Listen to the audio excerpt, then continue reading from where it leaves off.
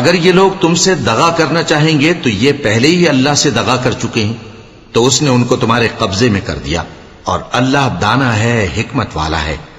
جو لوگ ایمان لائے اور جنہوں نے ہجرت کی اور اللہ کی راہ میں اپنے مال اور جان سے لڑے، وہ اور جنہوں نے ہجرت کرنے والوں کو جگہ دی اور ان کی مدد کی، وہ آپس میں ایک دوسرے کے رفیق ہیں۔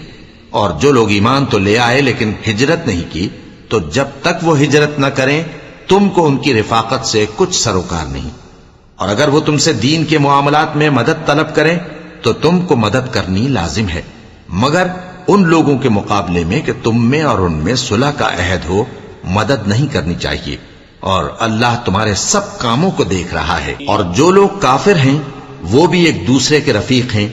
تو مومنو، اگر تم یہ کام نہ کرو گے تو ملک میں فتنہ برپا ہو جائے گا اور بڑا فساد مچے گا۔ اور جو لوگ ایمان لائے اور وطن سے ہجرت کر گئے اور اللہ کی راہ میں جہاد کرتے رہے، اور جنہوں نے ہجرت کرنے والوں کو جگہ دی اور ان کی مدد کی، یہی لوگ سچے مسلمان ہیں۔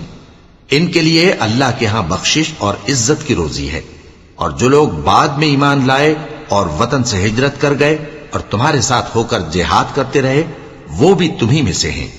اور رشتہ دار اللہ کے حکم کی روح سے ایک دوسرے کے زیادہ حقدار ہیں، کچھ شک نہیں کہ اللہ ہر چیز سے واقف ہے۔